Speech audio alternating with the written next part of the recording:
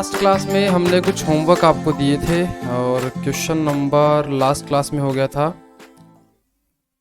15 number question तक अपना हो जाना चाहिए था। बताओ जनाब 16 नंबर शुरू करें आज? करके थोड़े ना लाए होंगे आप इलस्ट्रेशन 16। ओके, देखो जिससे नहीं हुआ वो देखेंगे। क्वेश्चन हमको बोलता है 10 man work as a group. 10 आदमियों का एक टोला बना दिया हमने। हमने बोला भाई तुम सभी लोग काम करना अच्छे से। ऐसे करके हमने 10 लोगों का क्या बना दिया है, ग्रुप बना दिया एक।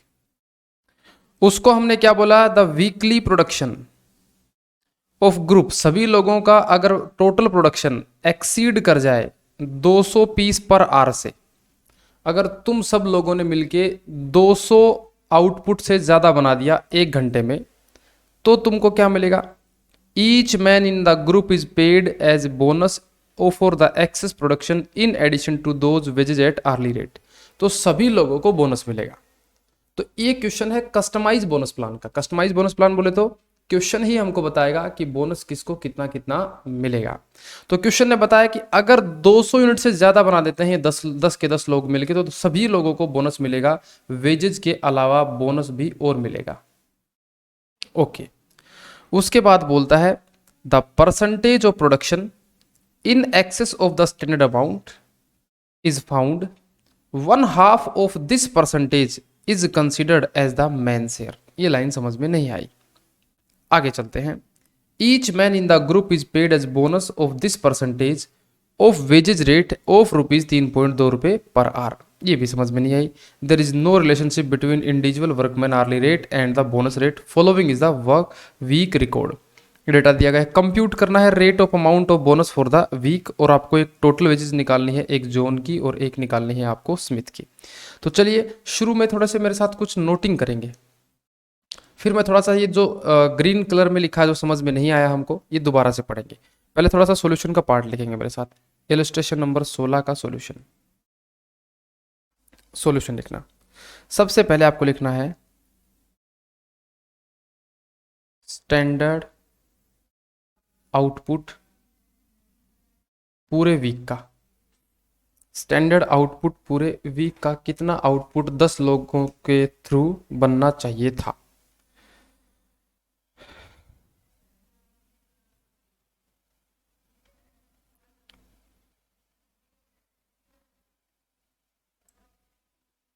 ओके देखो, 200 यूनिट्स बननी चाहिए थी पर आवर, और एक वीक में हमने काम कितने घंटे किया है? क्वेश्चन ने बोला है हमने काम किया है 480 घंटे काम किया है। 480 घंटे हमने काम किया है।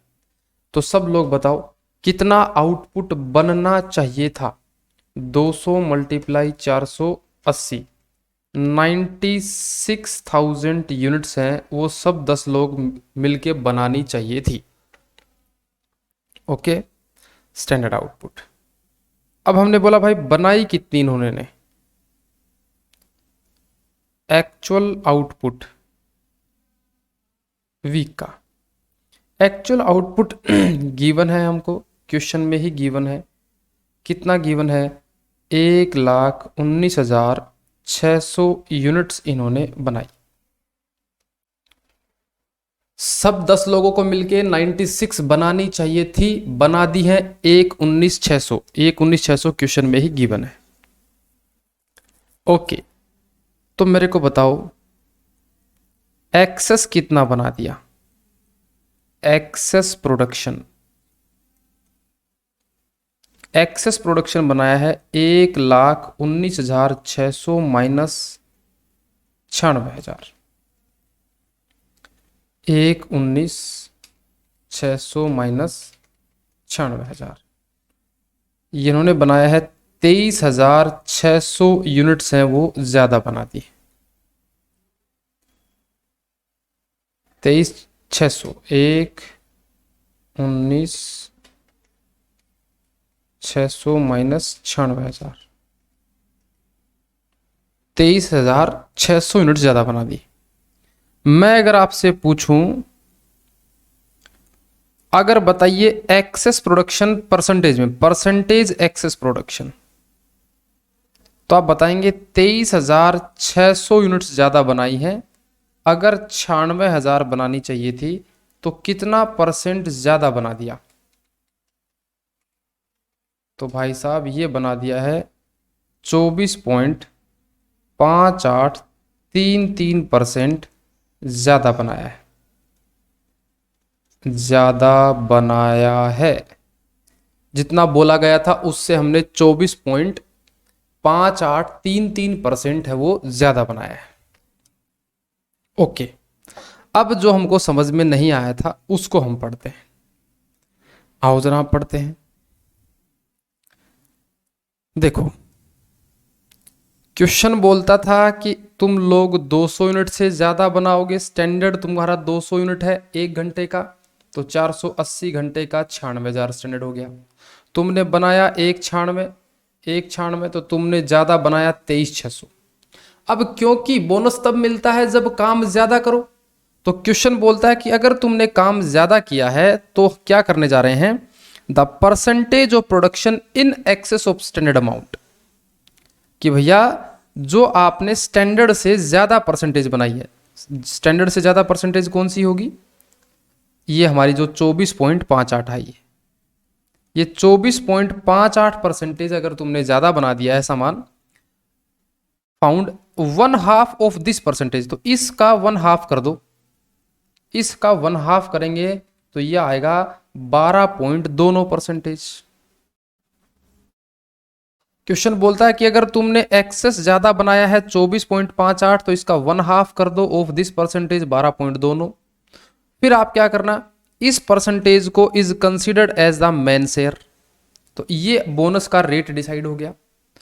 Each man is the group is paid and the bonus of this percentage कौन सा परसेंटेज, ये वाला परसेंटेज। बोला कि हर आदमी को यही वाला दिस परसेंटेज से ही बोनस मिलेगा, इसी वाले परसेंटेज से, ऑफ वेजेज, और ये परसेंटेज किसका होगा, 3.2 रुपये पर आवर का होगा।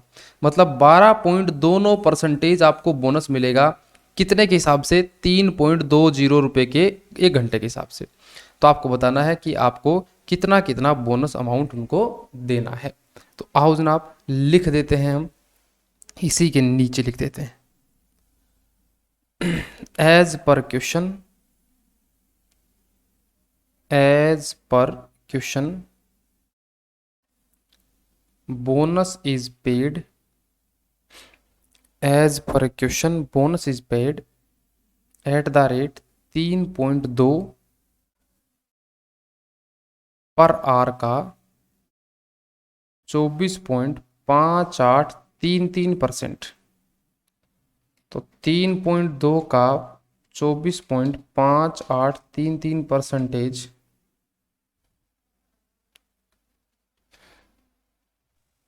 सर 12 पॉइंट आएगा क्या? सॉरी आधा आधा कर दो, आधा कर दो, रुको रुको रुको, इज पेड आधा करना है ना इसका, इज पेड 24.5833 का 1/2, तो दैट इज 12.29% बोनस दिया जाएगा। और ये जो बोनस रेट होगा वो होगा 3.20 पर आवर 1 घंटे का, इसका तुमको 12.29% बोनस मिलेगा। 3.2 गुना 12.29%, दैट इज 0.3928 रुपये पर आवर। पहले ये बात समझिए, बोनस 1 घंटे का कितना मिलेगा वो क्वेश्चन ने हमको कैसे बताया था। बोनस रेट, 1 घंटे का बोनस रेट क्वेश्चन ने हमको बता दिया है। ओके, अब एक आंसर लिख देंगे हम। एक आंसर पूछा है टोटल बोनस बता दीजिए इनका, टोटल बोनस। तो 480 घंटे इन्होंने काम किया है, 1 घंटे का बोनस आता है 0.39328 इक्वल टू 480 घंटे, तो इनका बोनस हो गया 188.77 रुपये। ये पहले का आंसर हो गया, बी का आंसर।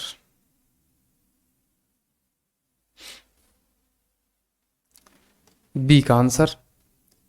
बी में क्वेश्चन ने हमको बोला है एक आदमी जॉन है, उसने 41.5 घंटे काम किया है और बेसिक वेजेस 2 रुपये के हिसाब से देते हैं उसको, और एक स्मिथ है उसने 44.5 घंटे, उसको 2.5 रुपये के हिसाब से देते हैं। तो इनका बोनस और निकालिए। तो निकाल दो, एक साइड तो लिख दो स्मिथ, और सॉरी एक साइड लिख दो जॉन और फिर Smith, John Smith.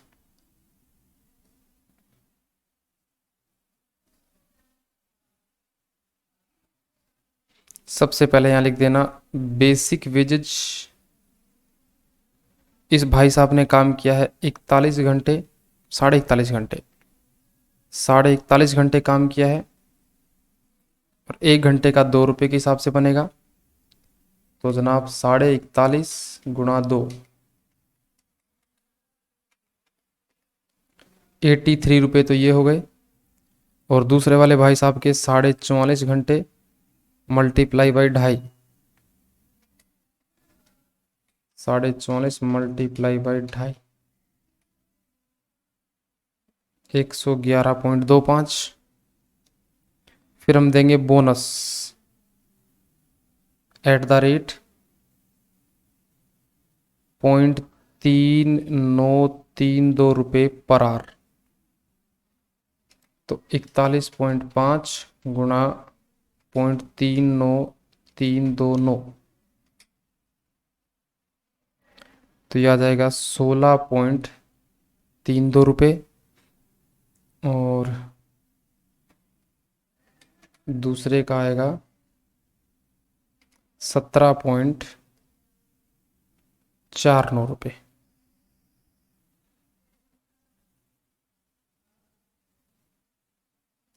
Total wages 99.8311, 99.31 और 128.74। This is your answer. जल्दी से इसको नोट करिए, फिर आगे चलते हैं।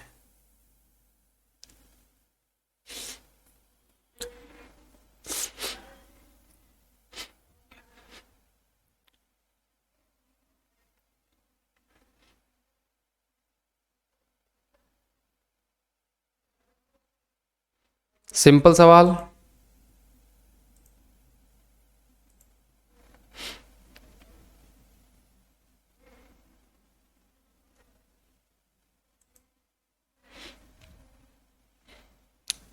लो जी, ये क्वेश्चन हो गया पूरा। अब आते हैं 17 नंबर क्वेश्चन पे।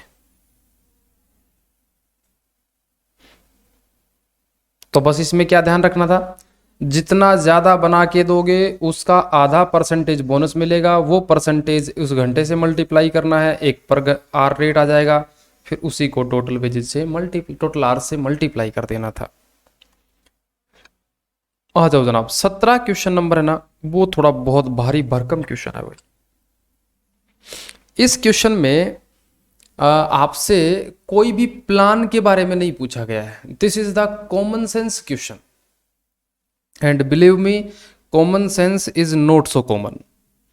कॉमन सेंस ही तो है नहीं होता है हमारे अंदर, ठीक है। तो 17 नंबर क्वेश्चन है ना, वो एक सिर्फ और सिर्फ जनरल क्वेश्चन है, जिसमें आपसे 2 ऑप्शन इवेल्युएट करने को बोला गया है। आओ जरा देखते हैं इस क्वेश्चन को। क्वेश्चन ने बोला भैया एक मैन्युफैक्चरर है, इंट्रोड्यूस करना चाहता है new machinery into his factory. बोलता है कि एक ये मैन्युफैक्चरर है, इसकी एक फैक्ट्री है, इस फैक्ट्री में ये एक नई मशीन लाना चाहता है, नई मशीन लाना चाहता है, नई मशीन। अच्छा जी, नई मशीन से क्या होगा विद द रिजल्ट। तो इससे क्या रिजल्ट आएगा नई मशीन लगाने के बाद, द प्रोडक्शन पर वर्कर इंक्रीज्ड।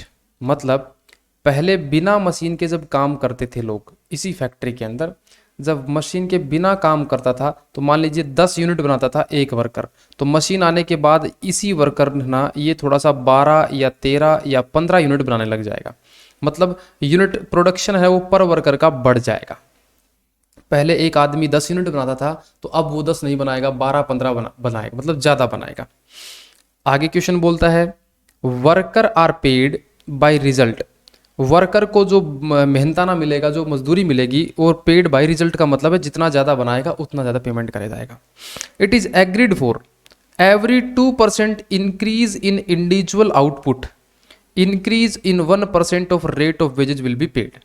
कहने का मतलब अगर तुम अपना प्रोडक्शन बढ़ाओगे, जैसे मान लीजिए पहले बनाता था 100 यूनिट, मशीन आने के बाद अगर वो 150 यूनिट बनाने लग जाए तो इसका मतलब हो गया 50% ज्यादा बनाया इसने। तो हमने बोला इस 50% के बदले में 25% से उसकी क्या कर देंगे, वेजेज को बढ़ा देंगे। जो अभी भी बात नहीं थी क्या कि आप जितना बढ़वाओगे, जितना काम करवाओगे उसका आधा, पिछले वाले क्वेश्चन में वो लिखा हुआ था ना कि जितनी परसेंटेज बढ़ेगी उसका आधा, तो यहाँ पे भी वही बात लिखी गई है। अगर तुम अपना प्रोडक्शन 2% से बढ़ा दोगे तो हम तुम्हारी वेजेज 1% से बढ़ा देंगे, तो आधा ही हो गया ना। 2 का आधा कितना होता है, 1। जैसे मान लीजिए मैं आपको ये बोलूँ एक सिंपल सा एग्जांपल में कि बच्चों आपको ना घर पे जाके है ना आज होमवर्क करना है, मैं आपको ऐसे बोलूँ तो मैंने बोला देखो तुमको ना 20 क्वेश्चन होमवर्क करने हैं, और भाई साहब तुमने कर लिए घर पे जाके 30 क्वेश्चन होमवर्क। तो मैंने बोला आओ तुमको शाबाशी देता हूँ। तो वो शाबाशी कितना दूंगा, जितना एक्सेस तुम करोगे, जितना एक्सेस तुम करोगे उस एक्सेस का आधा। मतलब अगर तुम 2 क्वेश्चन एक्सेस करोगे तो मैं तुम्हें 1 क्वेश्चन के बदले इनाम दूंगा। तो तुमने एक्सेस कितना किया, 10 क्वेश्चन, 20 बोले थे 30 करके आए, तो मैंने बोला इनाम कितने का मिलेगा, 5 क्वेश्चन का। जितना एफर्ट डालोगे उस एफर्ट का आधा हम आपको इंक्रीज कर देंगे आपकी वेजेस। ओके सर, तो इसी बात को क्वेश्चन में यह ऐसे लिखा गया है, देखो कि एवरी 2% इंक्रीज इन एवरेज, मतलब अगर तुम 2% से ज़्यादा करोगे तो इंक्रीज 1% कर देंगे वेजेज में, तो 1% इंक्रीज कर देंगे तुम्हारी वेजेज में। Okay, at the time of the machine installed, जब हम नई मशीन इंस्टॉल करेंगे, the selling price of product fall by 8.33%। लेकिन मशीन से सामान बना के जो सेल करेंगे ना, वो सेल हमारी कम होएगी, 8.33% से सामान सस्ता बेचना पड़ेगा। ओके, आगे चलते हैं। Show the net saving in production cost which would be required to offset the losses expected from the turnover and bonus paid to worker. Question वाला ये जानना चाहता है आपसे कि अगर मैं मशीन लगाता हूं तो मेरे 2 खर्चे हो रहे हैं। पहला खर्चा, मैं अपने वर्कर को एडिशनल अमाउंट पे कर रहा हूं, एडिशनल वेजेस देनी पड़ेगी मुझे, बोनस 2 के बदले 1। और तो और ये इससे अगर जो भी प्रोडक्ट बनाऊंगा वो उसको सेल करूंगा तो 8.33 रुपए का मेरा खर्चा, मतलब अब मेरी सेल क्या हो जाएगी, कम हो जाएगी। तो मुझे नई मशीन लगानी चाहिए कि नहीं लगानी चाहिए, इस बात का डिसीजन मैं कैसे लूं। तो एक बात बताओ, सारे बच्चे बात बताओ। मान लीजिए पहले आप सामान बना लेते थे, पहले आप वेजेस देते थे मान लीजिए 200 रुपये पहले। नई मशीन आने के बाद वेजेस मान लीजिए आप देते हैं, क्योंकि ज़्यादा पे करना पड़ेगा, 220 रुपये वेजेस आफ्टर मशीन।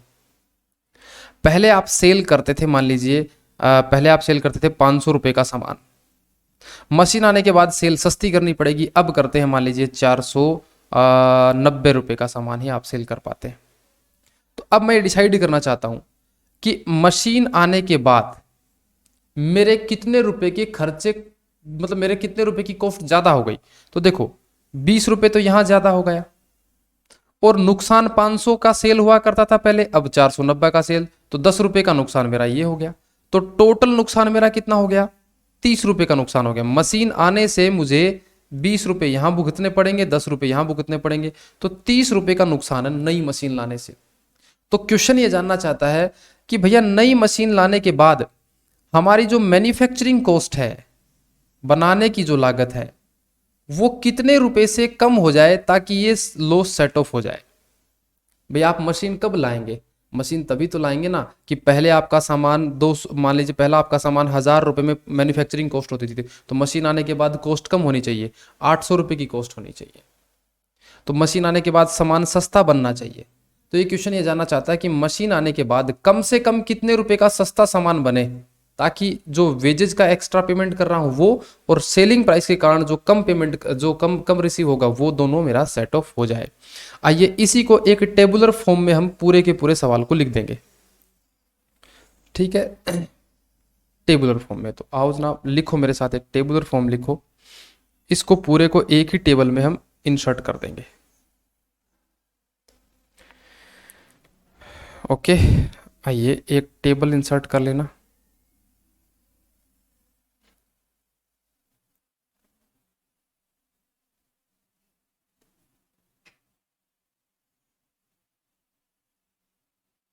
यहां लिख देना आप पर्टिकुलर्स। पर्टिकुलर का कॉलम छोटा रखना है और यहां लिख देना पीरियड 1। पीरियड 1 का भी छोटा ही रखना, ज़्यादा बड़ा नहीं रखना है। और पीरियड 2 का बराबर सा और एक लास्ट में एक कॉलम और।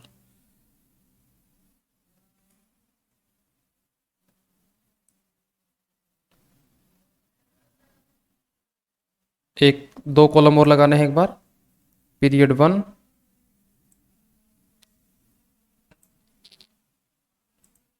और पीरियड 2 और increase decrease. Period 2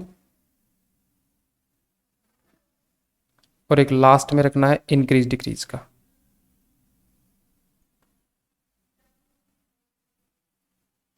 period 2 increase या फिर डिक्रीज। ठीक है, ये है बिफोर मशीन, ये है after machine. After machine, after machine का मतलब है जब मशीन खरीद के लाएंगे तब। तो हमको ये डिसाइड करना है कि भाई कितना इंक्रीज डिक्रीज हो रहा है हमारी लागत में। ओके, आओ जनाब सबसे पहले देखो,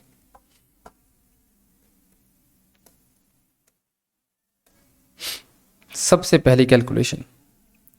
पहले हमारे पास में 175 वर्कर थे, मशीन आने के बाद में हमने वर्कर की संख्या घटा दी, 125 हो गए।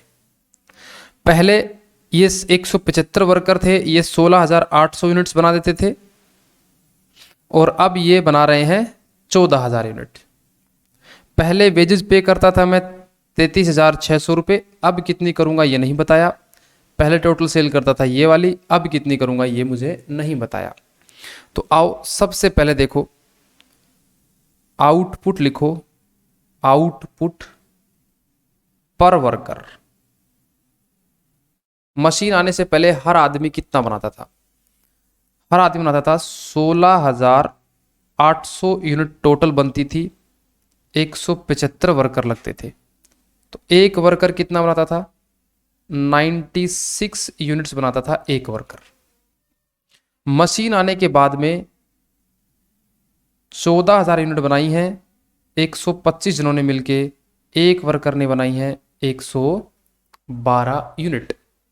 तो जाहिर सी बात है पहले एक आदमी 96 यूनिट बनाता था, मशीन उसको जैसे ही मिली तो मशीन से उसका काम आसान हो गया, अब वो यूनिट्स ज़्यादा बनाने लग गया, 112। तो मैं आपसे जानना चाहता हूँ कितना परसेंट ज़्यादा बनाने लग गया? तो आप कैसे बताएंगे? पहले तो 112 बना रहा है, पहले बनाता था 96, तो ज़्यादा कितनी बना रहा है? 16 यूनिट्स ज़्यादा बना रहा है।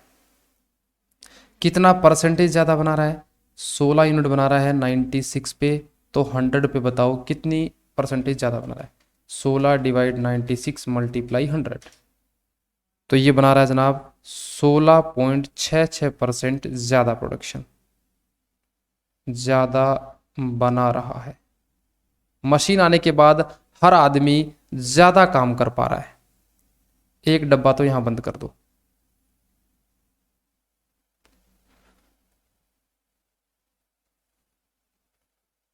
ठीक है, पहले अगर 100 यूनिट बनाता था तो मशीन आने के बाद वो 116.66 यूनिट बनाएगा। तो अब हमने बोला भैया अगर इसकी अब वेजेज भी तो बढ़ानी पड़ेगी, जैसे यूनिट ज्यादा बनाएगा, तो दूसरे में यहां पे लिखना वेजेज। पहले हम टोटल वेजेज कितनी देते थे और अब कितनी देंगे। तो सारे बच्चे एक बात बताओ, पहले हम देते थे 33,600, कितने लोगों को देते थे 33,600? 175 वर्कर्स को देते थे। तो 125 वर्कर को कितना देंगे, पहले तो ये निकालो। 33,600 अगर 175 वर्कर को देते थे तो 125 को कितना देंगे। तो जस्ट आपको क्या लिखना है, 33,600 रुपये फॉर 175 वर्कर, पहले इतना देते थे तो अब कितना देंगे। तो मैं यहाँ लिखूंगा 33,600 थे, वो 175 के लिए थे, तो अब 125 वर्कर ही हैं, तो अब मैं कितने रुपए दूंगा इनको। 33,600 डिवाइड 175 मल्टीप्लाई 125 वर्कर, तो अब मैं 24,000 दूंगा।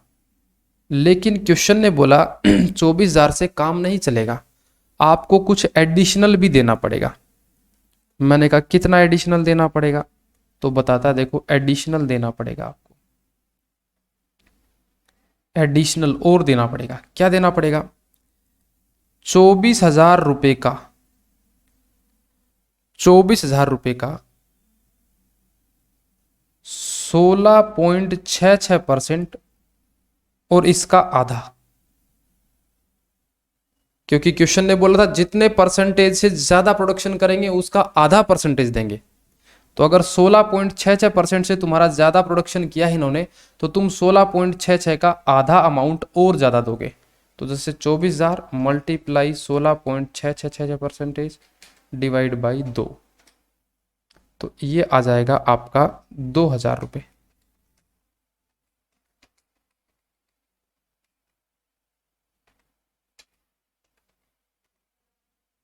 ये आ जाएगा 2,000 रुपये।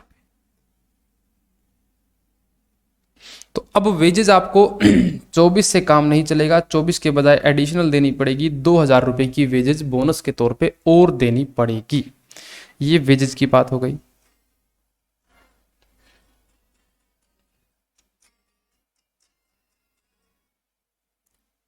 हेलो,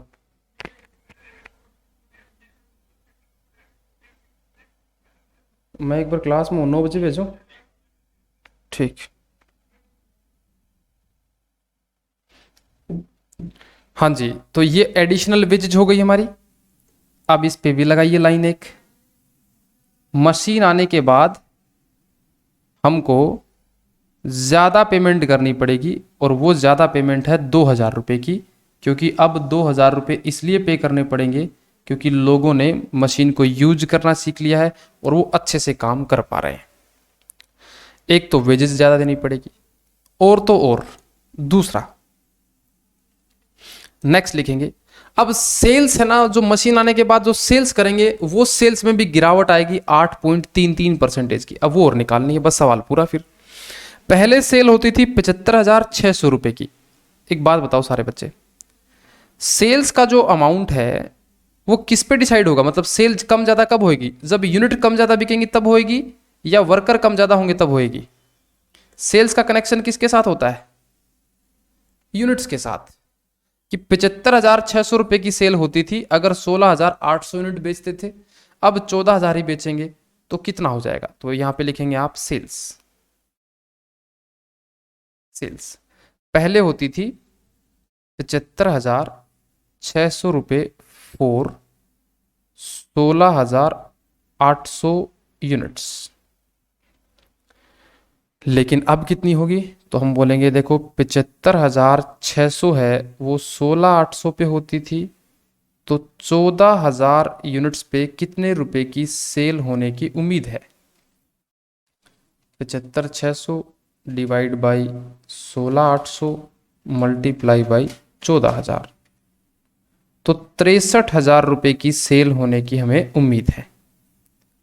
लेकिन क्वेश्चन ने हमको बोला कि भैया डिक्रीज होएगी सेल,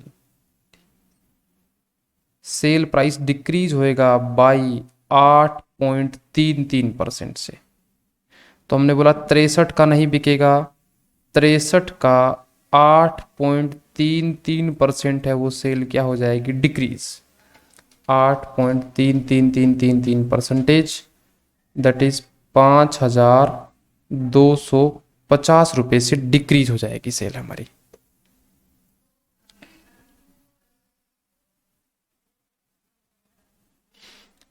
ओके, डिक्रीज हो जाएगी सेल। तो हमने बोला यहां पे लिखना total loss due to new machine. नई मशीन आने से टोटल लॉस कितना हुआ, तो ये खाली रखना। एक 2,000 का लॉस हुआ और एक 5,250 का लॉस हुआ, तो टोटल लॉस हो गया 7,250 रुपये का। 7,250 रुपये का टोटल हमको लॉस हो रहा है नई मशीन आने के कारण। नई मशीन आने के कारण 2,000 रुपये की पेमेंट एक्स्ट्रा करनी पड़ रही है और सेल हमारी कम हो रही है 5,250 से। तो नीचे हम लिखेंगे, एक लाइन नीचे लिख देंगे, सवाल खत्म।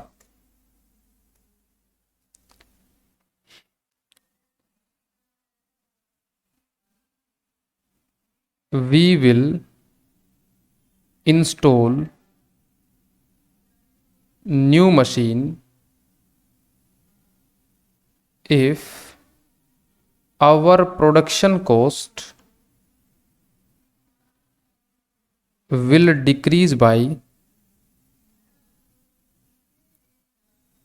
7,250 और मोर। अगर नई मशीन आने के बाद हमारे बनाने के खर्चों में 7,250 की बचत आती है तो हम इस नई मशीन को लगाएंगे, अदरवाइज हम इस मशीन को नहीं लगाएंगे। This is the final solution.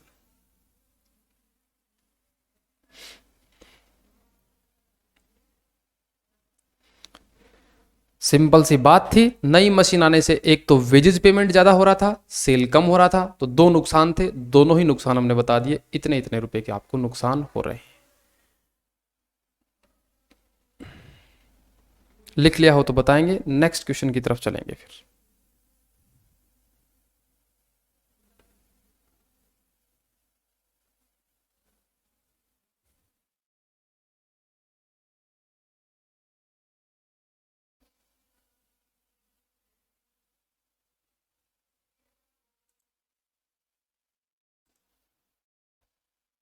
Okay चलो जनाब, 17 के बाद आ जाते हैं 18 नंबर क्वेश्चन।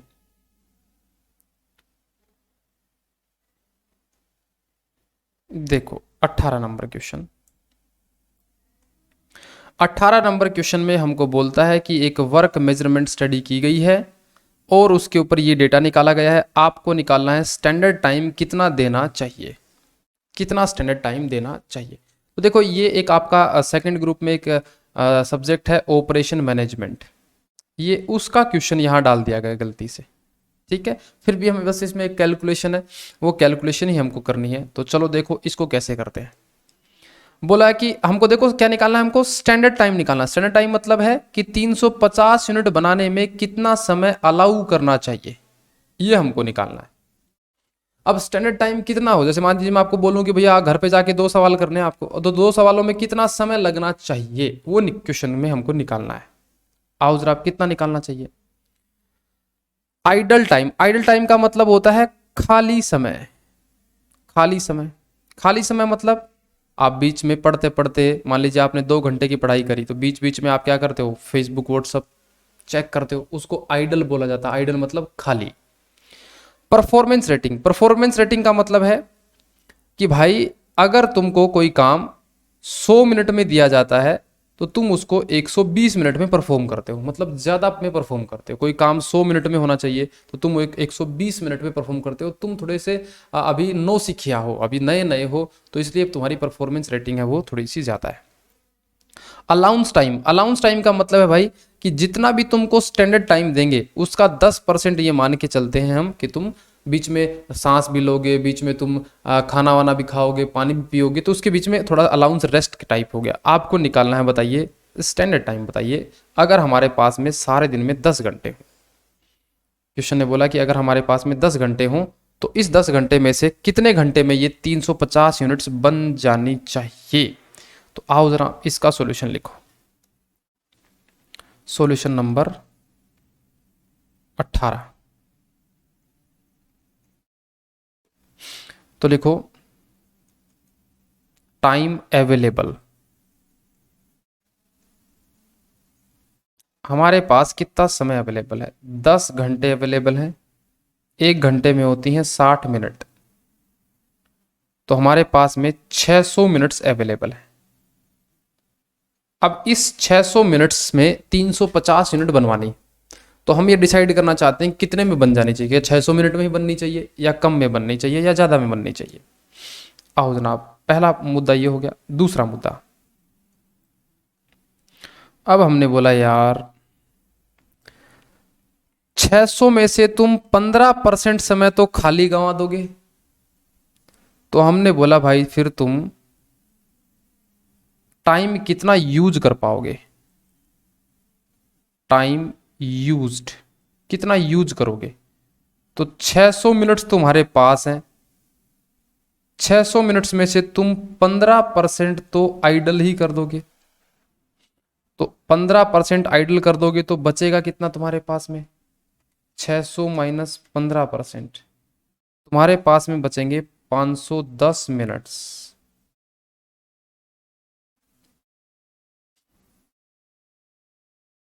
ओके, तीसरा काम, अब तुम 510 मिनट में काम करना शुरू करोगे, 510 मिनट में काम, लेकिन तुम्हारी परफॉर्मेंस रेटिंग ये बोलती है कि तुमको 100 मिनट का काम तुम 120 मिनट में करते हो। तो हमने बोला भाई इस हिसाब से तुम्हारा नॉर्मल टाइम कितना होना चाहिए? Normal time as per performance. हमने बोला 510 मिनट वाला काम तुम 120% समय में करोगे, 20% ज्यादा लोगे तुम हमसे। तो 510 का 120%, इसका मतलब तुम इस काम को 612 मिनट्स में पूरा करने की सोचोगे।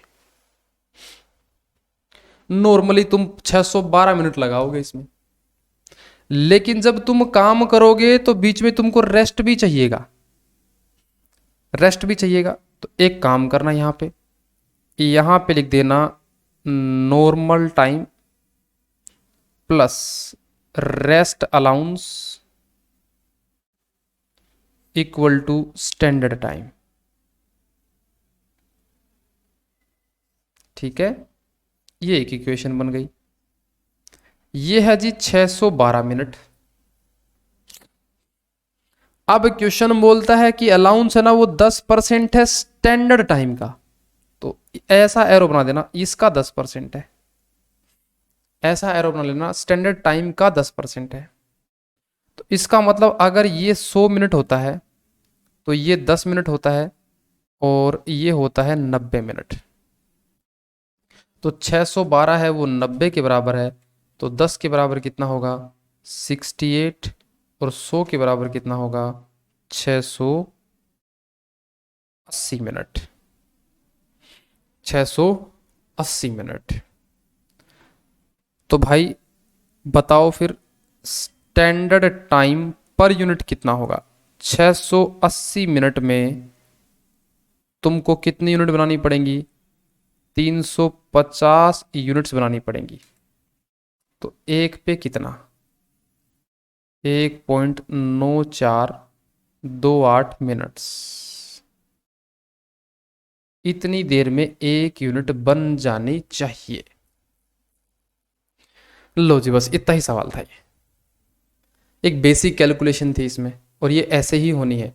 और एग्जाम में ये ऑपरेशनल मैनेजमेंट का एक चैप्टर आता है पूरा, उसमें मिलेगी आपको। इसमें ये एक ही सवाल है, इसके अलावा कोई सवाल यहाँ पे नहीं है।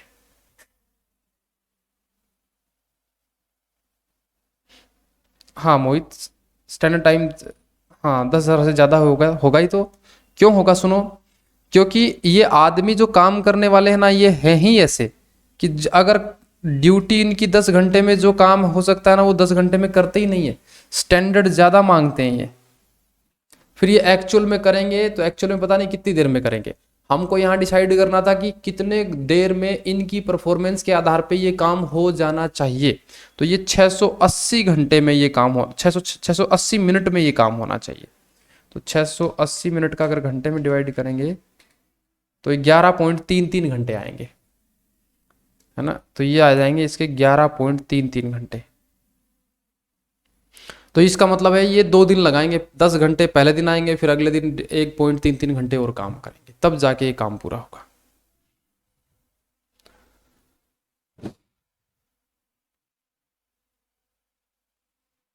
ओके, चलिए जनाब, अब आ जाइए 19 नंबर क्वेश्चन पे। 19 नंबर क्वेश्चन है ना, ये आपका होमवर्क रहेगा और ये है आपका लेबर टर्नओवर रेशियो वाले क्वेश्चन, जिसमें आपको सेपरेशन मेथड, रिप्लेसमेंट और फ्लक्स मेथड से आपको सवाल सोल्व करना है। ठीक है, अभी अपन करेंगे इलस्ट्रेशन नंबर 20, कट कर देंगे आप लोग, 20 नहीं करना है आप लोगों को, है ना। इसमें मैथमेटिक्स है, मिसिंग फिगर क्वेश्चन है, ये हमको नहीं करने होते हैं, हमारे सिलेबस में अब नहीं आते हैं ये वाले। अब अपन चलते हैं क्वेश्चन नंबर 21 पे। ठीक है, क्वेश्चन नंबर 21 आओ जरा देखते हैं क्वेश्चन नंबर 21, और फिर लास्ट बचेगा हमारा question number 22 and chapter is over. Okay, चलो जनाब आ जाते हैं क्वेश्चन नंबर 21 पे।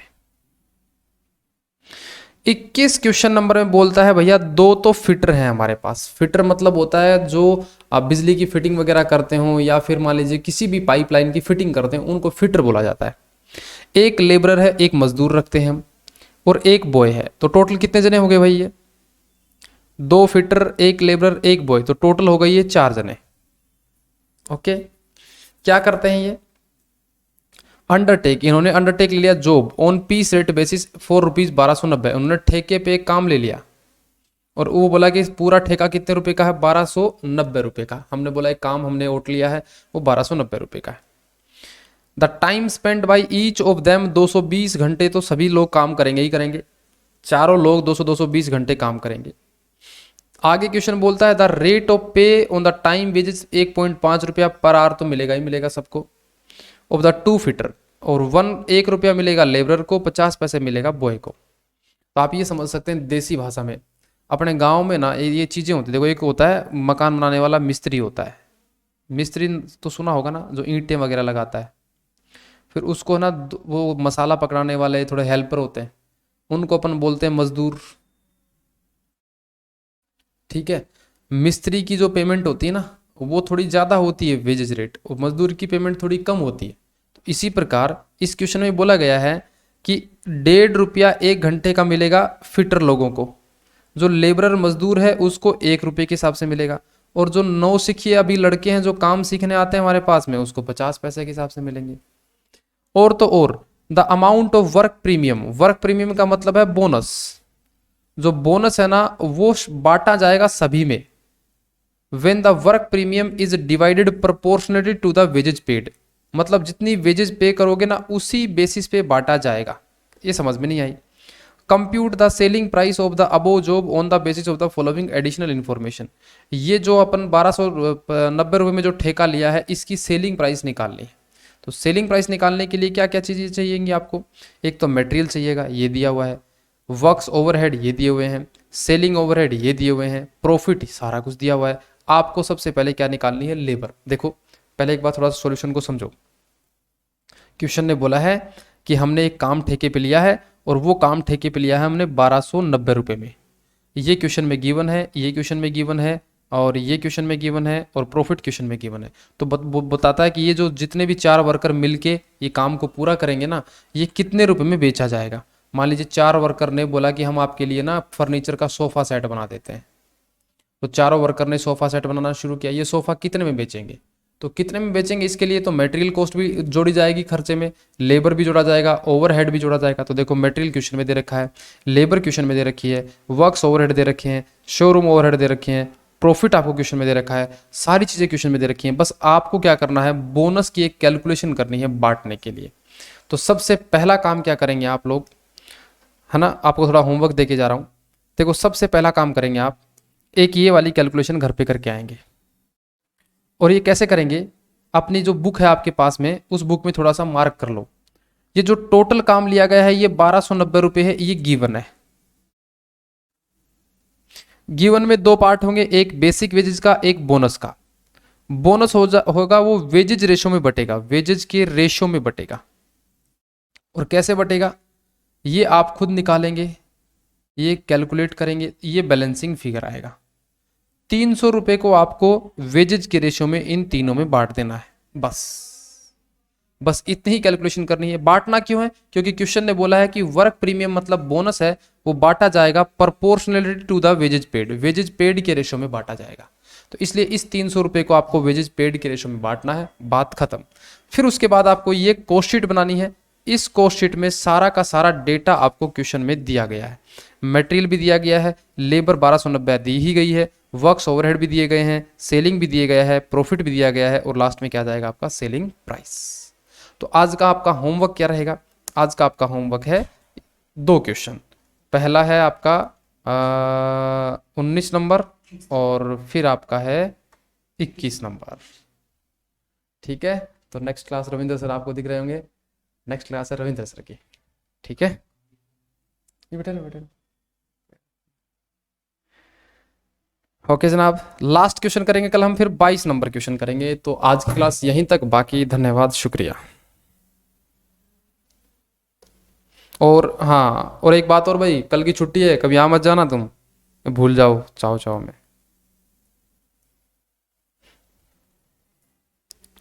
ये देखो